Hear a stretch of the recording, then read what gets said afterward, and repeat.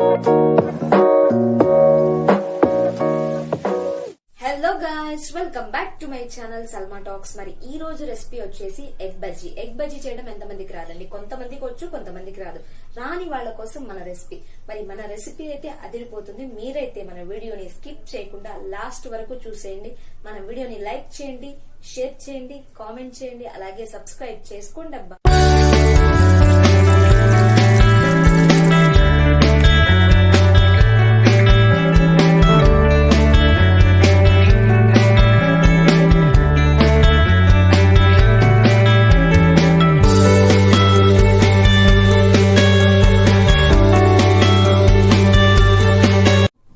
బజ్జీకి కావాల్సిన పదార్థాలు అయితే ఉడకపెట్టిన గుడ్లు. మరి నేనైతే ముందుగానే బాయిల్ చేసి పెట్టుకున్నాను. అండ్ నెక్స్ట్ మెయిన్ ఇంగ్రీడియంట్ వచ్చి శనగపిండి. ఈ శనగపిండిలో కొంచెం ఉప్పు అండ్ కొంచెం సోడా ఉప్పు, ఎక్కువగా వేసుకోకూడదు. అండ్ వాము, సాల్ట్, శనగపిండి. ఎక్కువ పల్చగా కూడా అవ్వకూడదండి, ఇలా కొంచెం గట్టిగా ఉంటే బజ్జీలు వస్తాయి. నేను లాస్ట్ టైం కూడా ఒక షార్ట్ లో శనగపిండిని పల్చగా చేసేసాను. సో ఇప్పుడు ఈ మిస్టేక్ చేయకుండా అయితే నేను గట్టిగానే కలుపుకున్నాను. అండ్ దీంట్లో ఇప్పుడు మనం వేసుకునే ఇంగ్రీడియంట్స్ చూసేద్దు రండి. కొంచెం కారం, కొంచెం గరం మసాలా. శనగపిండి కలిపేలోపు నేను ముందుగా ఒక చిన్న బాండీలో ఆయిల్ పెట్టేసుకున్నాను. కలిపిన శనగపిండిలో మరి నేను కొంచెం కారం, కొంచెం గరం మసాలా కూడా వేసుకున్నాను కదా, దాన్ని కూడా మిక్స్ చేసేస్తాను. ఇలా మరీ పలుచగా ఉండకూడదు, మరీ గట్టిగా ఉండకూడదు. ఇలా కరెక్ట్ మిశ్రమం లాగా కలుపుకుంటున్నాను. మరి ఆయిల్ అయితే ఒక పక్కన హీట్ అయిపోతుంది. ఇంకొంచెం ఫ్లేమ్ ఎక్కువ పెట్టేసి కొంచెం హీట్ అవుతాం. హీట్ అయిపోయిందండి. ఇక్కడ చూసేయండి, శనగపిండిలో ఎగ్ ని బాగా డిప్ చేసుకోవాలి. మంచిగా ఎగ్ ని డిప్ చేసేసుకొని ఇట్లా శనగపిండిలో ముంచుకొని ఇప్పుడు ఆయిల్లోకి వేసేసుకుందాం. జాగ్రత్తగా వేసుకోవాలి, వేసేటప్పుడు ఆయిల్ మీద పడకుండా.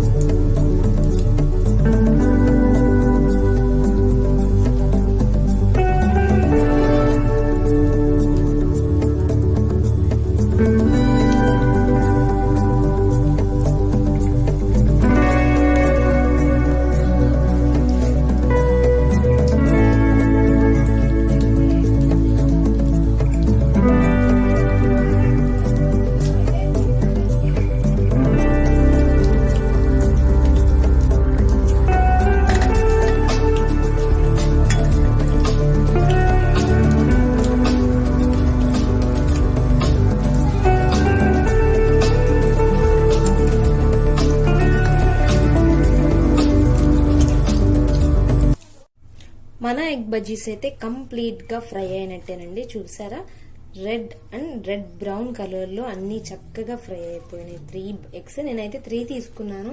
సో మీరు ఎన్ని కావాలంటే అన్ని తీసుకోవచ్చు. ఇవి బాగా బ్రౌన్ కలర్ లో ఫ్రై అయిపోయినాయి. వీటిని పక్కన పెట్టేసుకుందాము. వీటిని ఇప్పుడు సన్నగా ఇట్లా మధ్యలోకి ఘాటు పెట్టేసుకుందాం.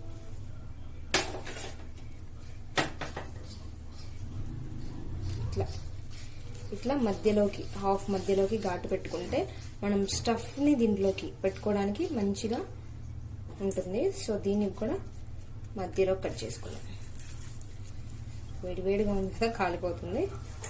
సో దీన్ని కూడా మధ్యలోకి కట్ చేసేసుకుందాం. ఇట్లా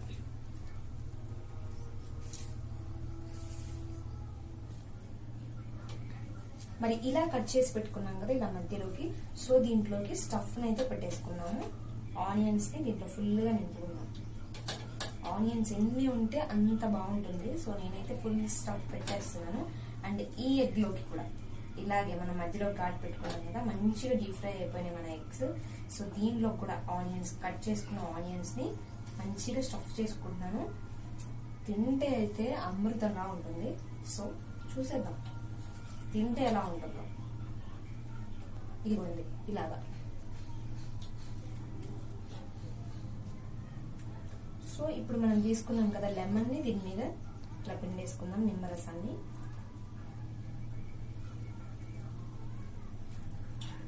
సో మన స్టఫ్ కొంచెం బయటకు వచ్చింది, సర్వ్ చేసుకుని దీని మీద కూడా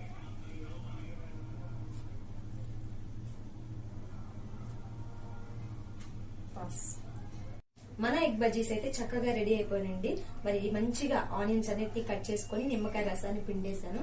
మరి టేస్ట్ చేయడం ఒక్కటే ఆలస్యం, టేస్ట్ కూడా చేసేసి ఎలా వచ్చినాయో చెప్పిస్తాను. అసలు ఇంత సైజ్ అసలు నోట్లో ఎలా పడుతుందో. ఓకే తిందాం.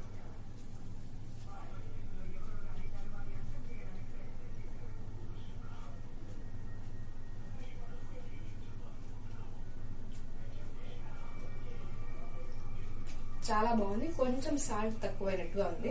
సో మీరు వేసుకునేటప్పుడు చూసుకొని కరెక్ట్ గా వేసుకోండి. నేనైతే టేస్ట్ చేసేస్తూనే ఉంటాను.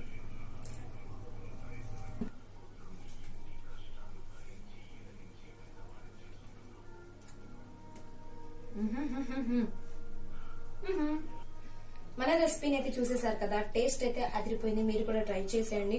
అలాగే మర్చిపోకుండా చూసారు కదండి, చూసి కూడా మరి లైక్ చేయకపోతే తప్పు కదా. సో లైక్ చేయండి, షేర్ చేయండి, కామెంట్ చేయండి, అలాగే సబ్స్క్రైబ్ చేసుకోండి అబ్బా.